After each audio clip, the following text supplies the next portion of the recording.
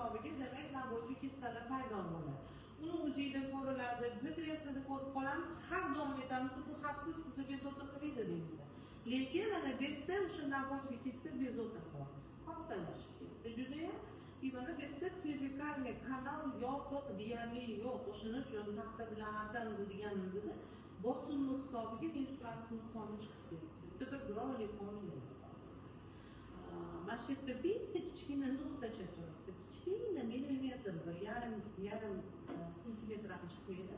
Ana o'sha joyda teshik bor, bosimli hisobiga o'shadan menstruatsiya qoni keladi. Mana shu teshik mana shunaqa davom etishi kerak edi. Mana bunaqa teshik bo'lishi kerak.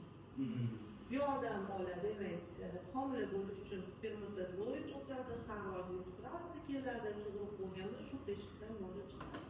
Alloh tarafdan shunaqa yaratilgan maksimal darajada kengayib, bu torayib turadigan teshik.